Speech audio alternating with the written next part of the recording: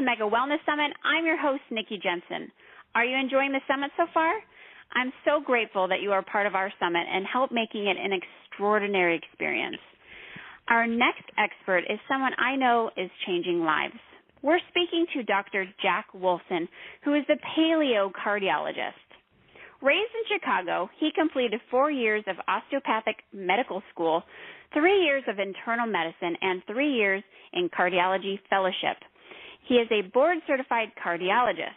In 2002, he moved to Arizona and joined a large cardiology group performing hundreds of angiograms, pacemakers, and other procedures. He has seen tens of thousands of patients. In 2002, Dr. Wolfson started Wolfson Integrative Cardiology, where the focus is finding the cause of disease and avoiding pills and procedures. He is married to his soulmate, and they have 2 beautiful boys. Hey, welcome, Dr. Wolfson. How are you doing? I'm doing fantastic, Nikki. Thank you so much for having me on. I look forward to talking to you. Hey, I'm so excited that you're a part of Mega Wellness Summit. This is truly an honor. I really appreciate your work. And there's more and more cardiologists out there who are coming out and say, hey, there's a different way of going about health, especially heart health, and going to good old grains. No, it's amazing. I think there is, this groundswell kind of amongst all doctors. There's a small portion of us, but there's more of us speaking out than ever, and there's more training programs available for doctors that want a natural approach. There's more books, there's more online courses. There's really a lot of opportunities, for people to really seize that opportunity to educate themselves. And, for example, in 2013, I went through a 96-hour program through an organization called A4M, and that was all on metabolic cardiology. And although there were about 25 people, medical doctors in my group, there were 3 or 4 cardiologists. So it was exciting to see people coming from across the country, across the world, with their eyes open. So it's been very interesting times. What do you think? Do you think that more and more doctors are starting to open their eyes to what's really going on with our health and the role that food plays in? Well, I think it's reluctant on some of the physicians, but patients are demanding it. It's no longer, the 1970s, 1980s where you walked into your doctor's office and the doctor's word was gospel. I mean, we are now, in the information age. You have the ability to go on the internet, to read all these different books, and to go back to your doctor and really question them. And if your doctor doesn't know the answers or doesn't have time for the answer to give you the answer, patients aren't going to stand for that. They're going to move on. They're going to move on to a physician who will listen to their issues. And you talk about food. I've told this story many times. In 4 years of medical school, 3 years of internal medicine, 3 years of cardiology, the number of times we talked about diet as pertaining to health was just about 0. The only time we talked about diet was when we were going to order out, when we're on call and what kind of fast food restaurant we were going to order from. We just never discussed it. All we were interested in was the newest pill, the newest procedure, the newest surgery, and it's really unfortunate. And the tiny amount of information that was out was really, in my case, from the American College of Cardiology, the American Heart Association, and it was all about low fat, low cholesterol. And they made us swallow all that BS for 40 years, and only recently it appears that they're actually going to change their stance and say, you know what, we were wrong. Cholesterol is not the problem. Saturated fat intake is not the problem. So it's really been, an abrupt change. What is the problem? To me, in my mind, as far as food is concerned, the problem is it's the carbs and the sugar. So every diet, every medical doctor would agree that sugar is the problem. So few people talk about it, but sugar is the main issue. Sugar is the poison. Sugar is the quote-unquote food devil. And then what do I start attacking next when it comes to getting someone healthy? It's going to be the grains. It's going to be certainly the gluten-containing grains like wheat, barley, and rye. And then after that, you can also go after the non-gluten grains because these are all carbs that are all simple carbs that are converted by the body into sugar very quickly. And you can ask anybody with diabetes what happens when they eat a piece of 7-grain bread or multi-grain bread or white bread. Their blood sugar spikes. And blood sugar spiking is a precursor to diabetes, and diabetes is associated with the highest risk of everything: heart disease, cancer, strokes, dying, you name it. So I think that it's the carbs and it's the sugar that are really the most damaging. And as the paleocardiologist, as people have called me, and I've certainly I don't deny that name. And in fact, I have a book coming out in the next few weeks called The Paleocardiologist. We just say quite simply, the foods that are paleo are healthy. The foods that are not paleo are not healthy. So we talked about the grains. We talked about sugar. We can throw dairy into that mix. Our ancestors never chased after other animals to milk them and make cheese and butter and yogurt and ice cream out of their products. There was also no soy. There was no corn, which really formed the foundation of so many people's diet today. So I think really those food approaches lead to the best health outcomes. I see it in my patients, and frankly, it's what we've been doing for the last million years up until the most recent time period. Yeah, and what do you define as paleo? I've seen there's people who kind of have different definitions of paleo. What's your definition of paleo?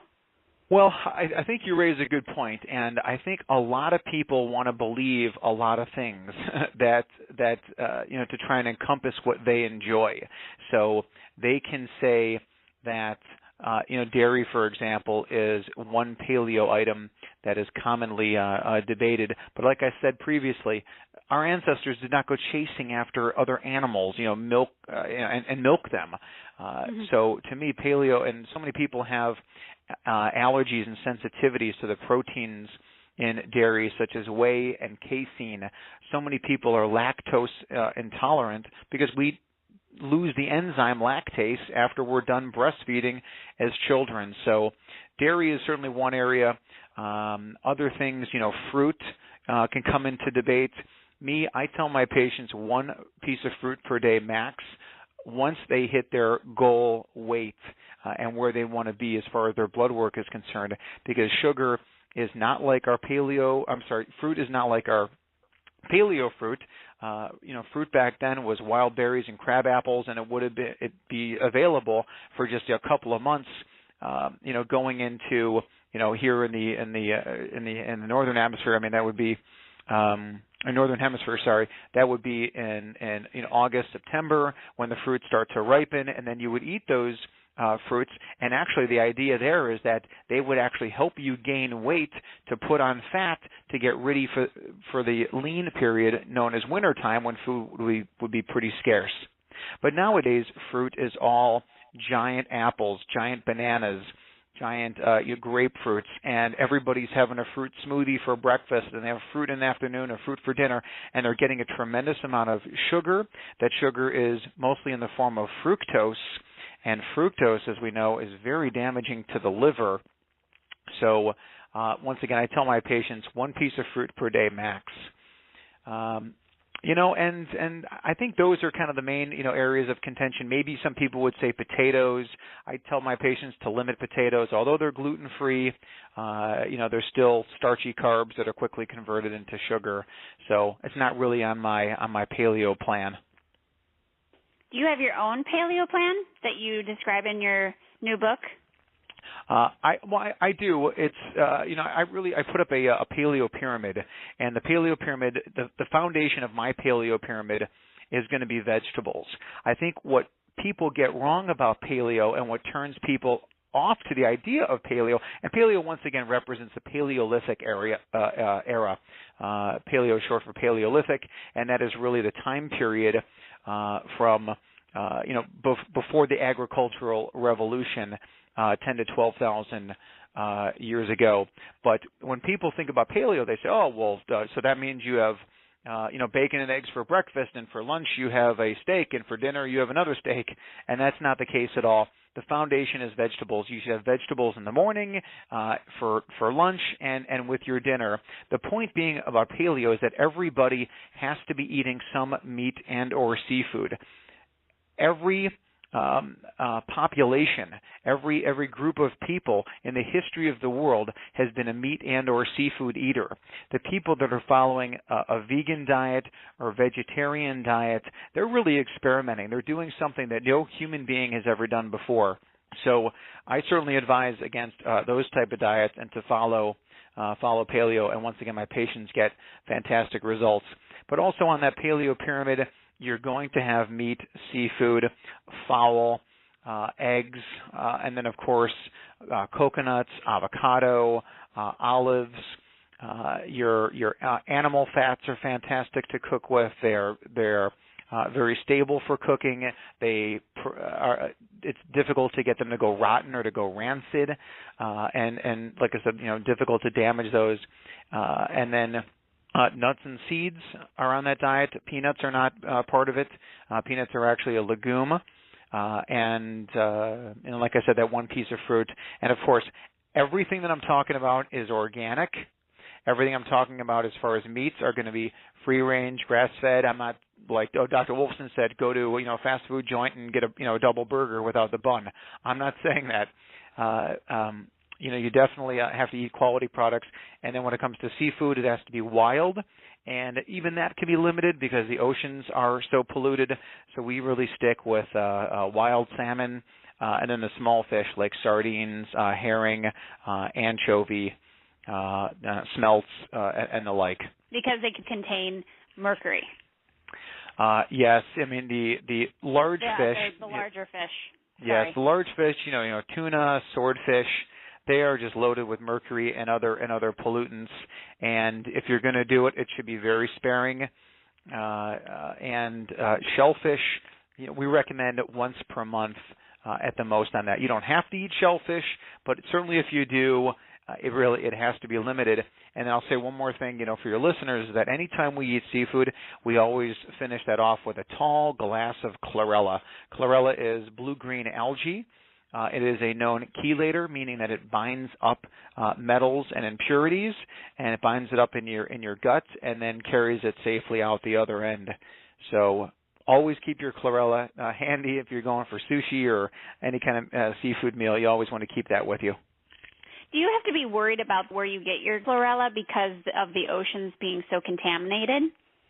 Fantastic question. I mean, and really this kind of points to the whole, predicament we're into, as a world. I mean, we're all on the same planet here, and you can even test, the blood on polar bears, and the polar bears contain a tremendous amount of contaminants. So when it comes to things like the blue-green algae, spirulina, chlorella, I think you're best off going with an organic variety. But do your research, and hopefully that if there are some impurities that are in the chlorella, and I think it would be pretty minimal if there is, but that the chlorella itself really binds onto that molecule and it doesn't release it into your body. The available spaces in the chlorella can bind up the metals and toxins, impurities, and then it goes out the other side. And is it in pill form or liquid form, powdered form? Well, there's all different kinds that are available. My preference in general is, I start off my day with two products that I formulated. Here's my shameless plug. In addition to plugging my book, I'll also talk about this. I start off my day with a combination of my product called Cardio Superfood, which is chlorella spirulina, and then also my Cardio Green, which is a mixed greens powder. And I'm not saying mine is plenty of good products that are out there as long as you get them organically, but I always start off my day with a greens drink. Why do I like that when so many patients actually request capsule? It's because this should be thought of as a food. It should be part of your diet. This is not supplements, let's swallow some more capsules. This is, okay, for breakfast, I'm having my greens drink followed by a handful of walnuts. I want that to be what people are looking forward to is part of the food. So once again, chlorella, spirulina, which are fantastic proteins with a lot of nutritional value. Spirulina, in the case of spirulina, really helps to reduce allergies and asthma and autoimmune symptoms. So that's a great product. And once again, it should be thought of as part of your food budget and part of your diet. I love it. Now, what do you think about cholesterol playing a role in heart health? What do you think about cholesterol? What do I think about that? Well, I gave a 1 hour lecture. It's actually available on my YouTube channel called "The Truth About Cholesterol." It obviously makes up a large part of my book, and it's really been the main focus of cardiology over the last 40, 50 years to vilify the cholesterol molecule. So when I give lectures, I ask people to raise their hands. When I say, okay, if I say cholesterol, what do you think? And people will come back and they'll say, I think heart attack, or I think blockage, and I think plaque, and I think just bad. But why does our body, then I respond, well, why does our body produce cholesterol? Why does every animal species produce cholesterol? Is our bodies like trying to kill us and cause us to have plaque and is it really bad? Is it our bodies have it out for us? It doesn't make any sense. Our liver produces cholesterol to do so many different functions in the body, and unfortunately, the doctors just seemingly forgot this in medical school at one point, and it's really sad. Cholesterol forms part of every single cell in our bodies.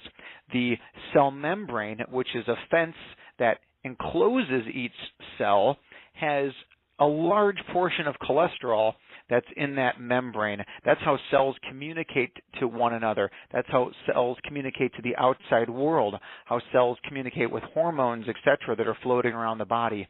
Cholesterol helps with that, and it helps with the membrane integrity. One way that I catch the attention of certainly the men when I tell them is that testosterone comes from cholesterol. The cholesterol travels down to the testes, and the testes turn that into testosterone. Sounds like it's pretty important, right? Mm-hmm. When you talk about female hormones, estrogen, progesterone, they all come from cholesterol. Our digestion is largely dependent on cholesterol. As the cholesterol goes into the gallbladder, forms bile salts that get squeezed onto meals as part of digestion.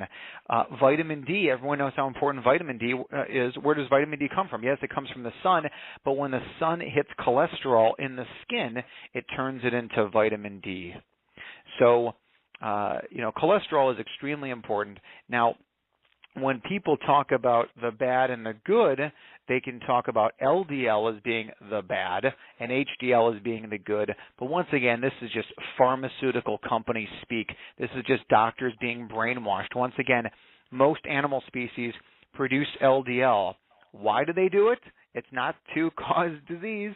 LDL is the bus that leaves the liver and carries passengers, such as cholesterol, around the body where it's needed. Now, amongst the LDLs, there are actually good LDLs and not so good LDLs or bad LDLs, and that tests, that can be easily tested for, and certainly that's what I do in my patients with extremely in-depth testing. And if people have a lot of small, dense LDLs, that's a problem, and we need to figure out why. I hear all the time, my husband has the genetic part for cholesterol. What is this all about? Well, I think, genetics are very important. But once again, would we have evolved over millions of years to be genetically programmed to have heart disease? It doesn't make sense. It doesn't make sense at all. Now, that being said, there are genetic tests, and we're still really learning a lot about those as far as cardiovascular risk. But at this point, it really doesn't appear that there are many significant genes. A very small percentage, Nikki, of the population has what's called familial hyperlipidemia. And those people have total cholesterols that are in the upper 300s, 400s range, and those people are certainly at higher risk of cardiovascular events. Some of those people, you can actually see cholesterol deposits in their eyes, just under their lower eyelid. You can see it in their elbows and in joint areas. But those people are very uncommon. So people that talk about, I've got a family history. There's 300 million people in this country. Approximately 1/3 of which are known to have cardiovascular disease. Does that mean all those people have bad genetics? Once again, it doesn't make sense. It is a rare situation where someone has that familial hyperlipidemia. Do you think a lot of cardiologists are testing for genetic cursors? No, I don't think they are. I think most of them are not, because to the average cardiologist, they are a hammer and everything looks like a nail. So what I mean by that is that the answer for the cardiologist, the only answer they have is statin drugs, Lipitor, Crestor, Zocor. That's all they have in their toolbox. So they don't really care about the genetics. They don't care, family history and past history. They believe that the majority of people should be on statin drugs, and in fact, a lot of them believe statins should be in the drinking water. So I don't think that the cardiologists, I came from a group of 40 cardiologists, and I can tell you that none of them were doing genetic testing. None of them were doing advanced, in-depth analysis that is available and routinely covered by insurance. Now, why don't they do it? Once again, because their answer is always the statin. But number two is that they've got time for a 10-minute office visit, a 15-minute office visit, which isn't a lot of time. So they cannot order an extensive array of tests and spend the time with the patient to go over the results, which is actually very sad. So in my office, I do 75-minute new patient consultations for patients that travel from out of town or around the country, to come see me. I offer 2-hour visits with those people. So you can, take a woman who's 65 years old. It takes some time to get through the history on that person. You cannot do an adequate service on someone in 10 to 15, 20 minutes. You need to really delve in to all of those health issues from over the years.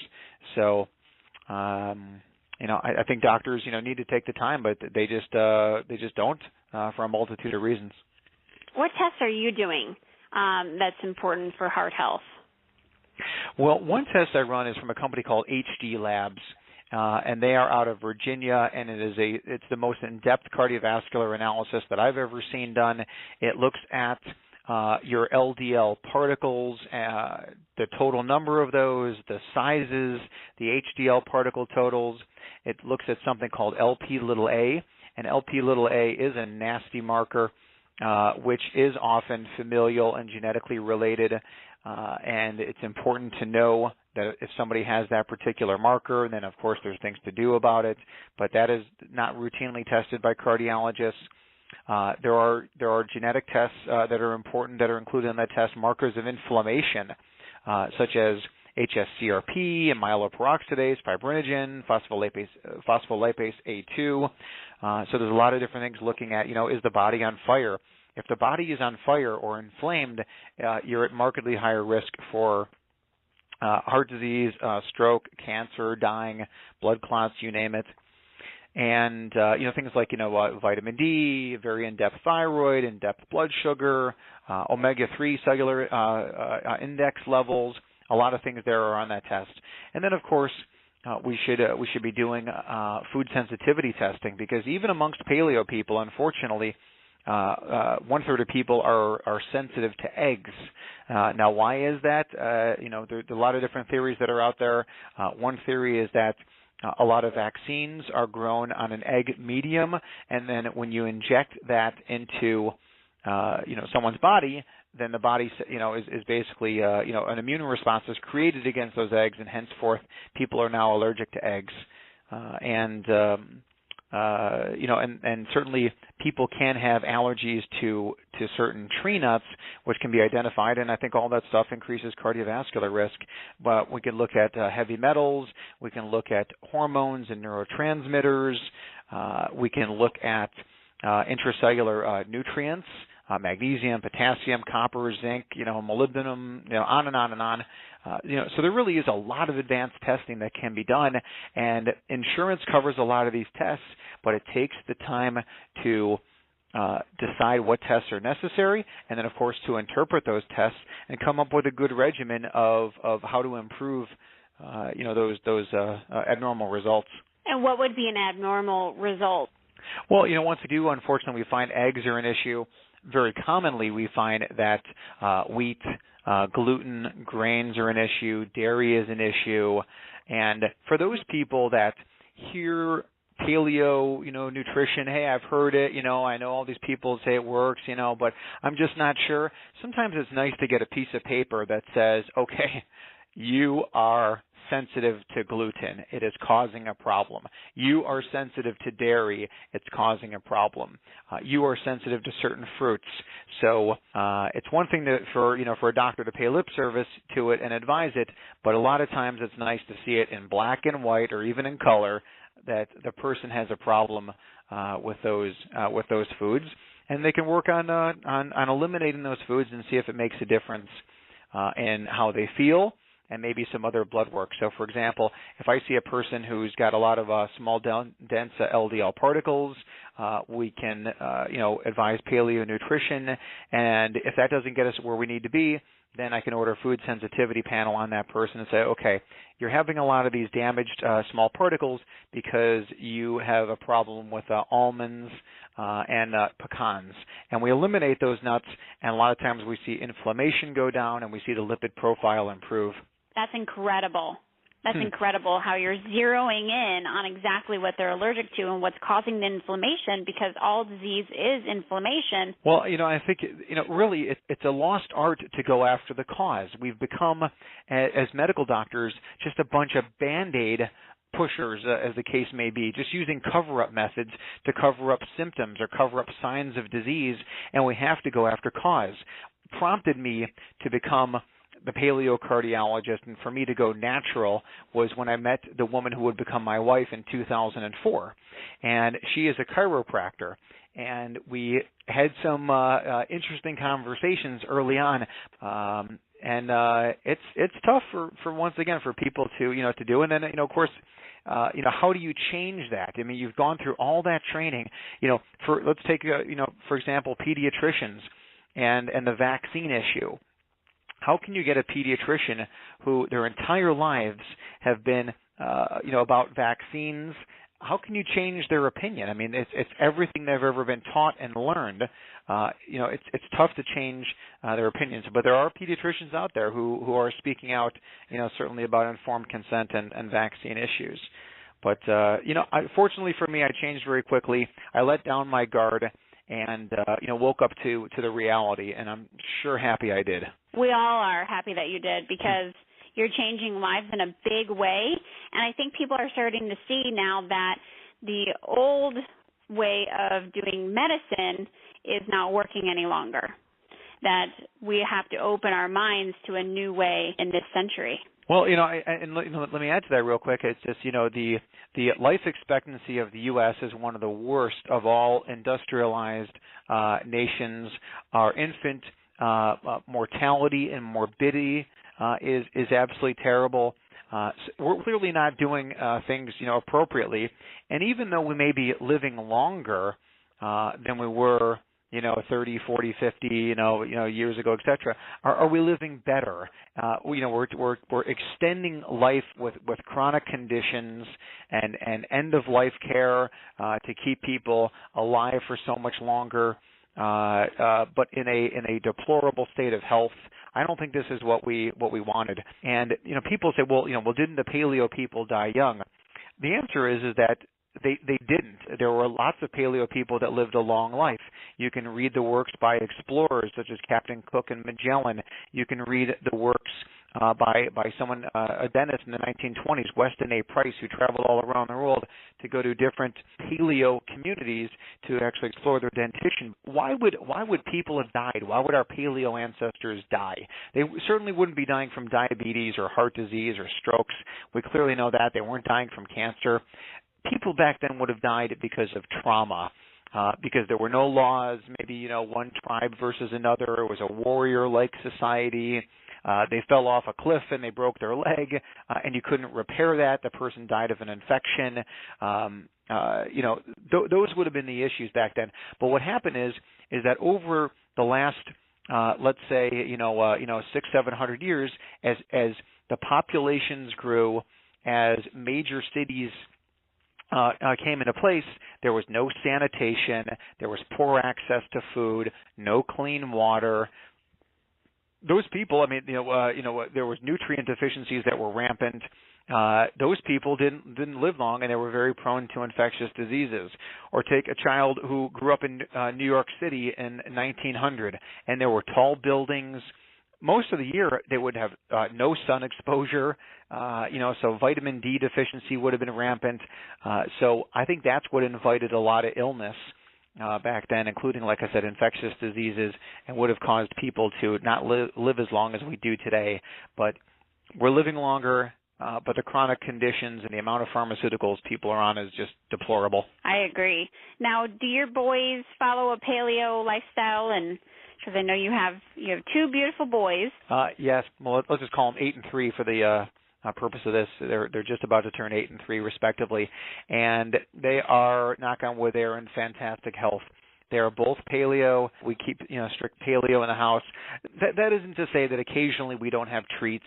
I'm not going to say that we don't have any sugar. I mean, occasionally we'll have chocolate. Occasionally we'll have ice cream. But once again, everything is organic. And I tell my patients, if you're going to say, well, Saturday night is ice cream night, then do me a favor. Go out to your organic grocer and get organic grass-fed ice cream. You get all the flavor, you get all the dairy, everything you love, but you're not getting the chemicals, and that makes a huge difference. The two things we always are in our house, we're always organic and we're always gluten-free. That is, two areas where we draw the line for, once again, for a multitude of reasons. But our boys, they follow it, they live it. And they love it. I mean, they're not like your typical children that would scoff at the idea of eating vegetables or greens drinks, or eating, liver for dinner. Our boys do it, and they do so happily. And I would encourage anyone who is looking to change over their family, they can do it, I guess, gradually, which may be easier. But I think it's highly, highly, highly unlikely that a child is going to go on a hunger strike and starve. Eventually, they will eat the broccoli. Eventually, they will eat the liver. They will be hungry enough to do it. But we got to make some tough decisions as parents, but we need to do them fast because our children's health is suffering. And our children, they've never taken antibiotics. They've never taken over-the-counter medications. They've both had whooping cough. They've both had their share of viral infections. And once again, their health is fantastic. So go paleo with the young ones. Yes, they both. Cough. They both did, and they coughed for about a month. It was irritating. It was aggravating, but that's part of the job of a parent is to be a parent, and you take care of your children and protect them, and that's exactly what we did. But they were both so scared about whooping cough. Gotta get the vaccine. Yeah, I will say this, back in 2009 across the Midwest, there were 2,600 cases of whooping cough. Most of those people were actually vaccinated, and out of the 2,600, the number of people who died, 0. Whooping cough is a cough. There are horror stories with everything. There's horror stories in any facet of life, and there's horror stories of certain children dying from what is usually a benign childhood, diseases. But those cases, fortunately, are few and far between. And how those people would respond now in 21st century medicine as opposed to relying on data from the 1950s is probably totally different. And then once again, whenever a child suffers an ill effect from one of these virus or bacterial conditions, I want to look at the health condition of that child. I want to know what they ate. I want to know were they breastfed. I want to know what chemicals are in their lives. Chemicals coming from fabric softeners, dryer sheets, laundry detergents, Glade plugins, secondhand smoke, new mattress, new bed, new flooring, new paint. What was going on in that child's life? And these are questions that are difficult to answer on a total population basis, but for the individual, I think we can find out those things. And what we're all about, my wife and I, as the doctors Wolfson, is really once again going after cause and reducing the list of 10,000 bad things that are out there, reducing that list as much as possible to lead to the healthiest child that we can. That's fantastic. And I love your whole take on how you raise your children and your story about really your whole view on how you raise your children naturally. And I think a lot of people should be emulating that. Well, I would agree. I would certainly agree. It's not easy to do it this way, and I mean no offense. Well, you know what? I don't know. Maybe I do mean no offend people because I've written plenty of posts that people would consider offensive. But this is how I see the truth, and this is how I see the answers. People, parents don't really want to be parents these days. They don't want to have to deal with their kids after hours. They don't want to have to deal with their complaints. They don't want to have to deal with feeding them healthy foods. But these are the things that are all critically important.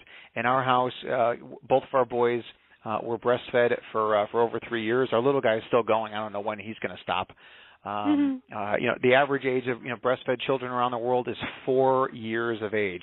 But in this country, people don't see it that way. They want to get back to work. They want to get back to their alcohol. They want to get back to their caffeine. They want to get back to their lives.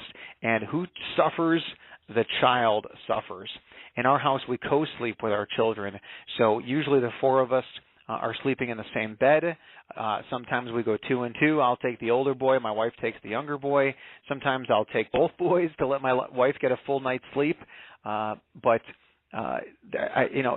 our paleo days, we didn't take our children and our babies, certainly, and put them in a different cave. And the Indians didn't put them in a different tent. Everybody slept together, and that is what is comfortable for the child and where a child belongs. If you think about all of the psychological issues today with the children and worst case scenario, Columbine killers, and kids who go into movie theaters and shoot up the place, what were the surroundings of how that kid grew up? Was that kid breastfed? Was he, co-slept? Was he loved? Was he, coddled and protected like they should have been? I think the answer to that has to be no. As a society, I think we have to once again take a look at, how we're raising our children. I mean, in other countries, women after they give birth, they're entitled to, 1 year off after, from their work, and that's all paid. I think these are important considerations, for this country to look to others when it comes to, how they take care of their children, how they take care of their mothers. So. I agree 100%. Now, can we find this information on how you raised your boys in your new book? Yes, I mean it's definitely scattered through there. And actually, my wife and I are working on another book tentatively titled 50 Ways to Raise the Ultimate Child. We're working on that right now, and it's critically important. It's critical, and I look at it as this: is that for years. The first 4 years of my older son's life, I worked from 7 o'clock in the morning till 7 o'clock at night. Every third weekend I worked. I was on call, a lot of that time answering the phones all night long. When you co-sleep with your child, you get like a second life with that child. I mean, for especially for the mother who is gone all day at work. And then they see their children, for a couple hours. By the time they get home from work and it's time to get ready for bed, and then you put them off in another room or cry it out or whatever. I mean, you're missing their childhood, and their childhood goes so fast. They're newborns, and then before you know it, they're 14 years old and they want to hang out with their friends, and they don't even want to pay attention to you. The time is so short. You have to cherish and relish every single second of that. When my son had the whooping cough, I was with him during the night. I was there to comfort him. If he ever gets nauseous, or he has a stomach ache, or is sneezing or can't sleep or has a nightmare, I'm there for my 7-year-old. How important is that for his development? He doesn't go through it alone. I'm there with him, as I should be. We recently heard a parent who talked to my wife and said, I don't know what happened. My 6-month-old, I came into his room and there was vomit all over the crib. It wasn't doing well, and we just cringe at that, thinking, oh my God, this infant was there by himself, vomiting, with no mother to comfort him. I know it's offensive to people, but you know what? Wake up and smell the reality. And frankly, Nikki, it's not about the past, because my mom goes into this and she says, oh, well, I was the worst mother. I didn't breastfeed you. I didn't do this. I didn't do that. I didn't co-sleep with you. I said, listen, Ma, you were a great mother. It's not about the past. It's about moving forward and recognizing what is right. So, Mom, if someone asks you, did you breastfeed, you say, no, I didn't. But you know what? In retrospect, I wish I did. It is the healthy way. Did you co-sleep? No, I didn't. But you know what? In retrospect, we should have, and I think it's the best thing. So I'm never here to beat up anybody about the past, about what they've been eating, what their lives were like. It's all about moving forward and doing the right thing. Wow. I am truly inspired, and I think you just inspired everybody who is listening, because that is definitely something I don't think people are thinking about. And what is wrong with my child is that they're missing a emotional component to life. And certainly that probably plays into heart health, I'm sure. And you're just an inspiration. Thank you so much. Nikki, can I say one more thing? Is that women who breastfeed have a lower risk of heart disease. Babies that are breastfed have a lower risk of heart disease. It's in the literature, and it just makes sense. It does make sense. It makes complete sense. Everything you just said makes complete sense. And this is why I had to have you on Mega Wellness Summit, and I wish that we could have more time. I could probably talk to you for like 3 hours and ask you all sorts of questions. But today has been really, truly an aha moment for me. I do have one more question, though, before I let you go. You mentioned that your children eat liver, and I think people are going to go, oh, my gosh, you eat liver and your children eat liver. And we've been grilled that, fat is bad for our health or for our heart. And so liver is more of a fatty type of meat. And so what do you feel about a low-fat diet and a vegan diet who really doesn't have any meat? Right. I mean, I think those diets are horribly unhealthy. I think they're a total fallacy. They're false. Can people improve on a vegan diet in the short term? Well, yeah, if they came from eating, fast food, cookies, cupcakes, and soda pop, they'll do better by switching to some form of a healthy, nutritious vegan or vegetarian diet. But for the long term, we need fat. The data is very clear on the importance of saturated fat. There was a study done in 2010 that looked at 350,000 people, and what they found is that saturated fat has no influence and no cause of cardiovascular disease. Saturated fat was vilified for all those years, and they're wrong, and I think the new guidelines are going to be reflecting that. So we need fat. We can eat all the fat in the world, and you lose weight. You eat carbs, and you're going to gain weight. Carbs increase blood sugar, and that's a major problem. So feed the kids fat. Liver, once again, our paleo ancestors, they wouldn't have carved out the filet mignon and threw it on the grill. They would have eaten the organ meats first because they're soft, they're easy to chew, and the liver is just packed with fat, packed with protein, packed with vitamins and minerals. And once again, we're talking about free-range, grass-fed animals where we're getting it from. From healthy animals, we'll get healthy organ meats, and that's sorely missed in today's society. So, I mean, do my kids like a burger, a little bit more than liver? Yeah, they do. But liver definitely has a stronger taste, but if you prepare it well, the right way, it's a phenomenal food. Incredible. Well, thank you so much. I mean, you're literally going against the grain of the American Heart Association. Yeah, no, definitely. I mean, but I've been doing this, for a while, and the American Heart Association, they got their own issues, they got their own people to respond to. They're all beholden to pharmaceutical companies and big food manufacturers. But the truth is getting out there. People like me are speaking out, and the patients and the population are all going to reap the benefits. Wow. You are incredible. Thank you so much. I'm honored to speak with you, and thank you again for being a part of Mega Wellness Summit. Thank you so much, Nikki. It was my pleasure.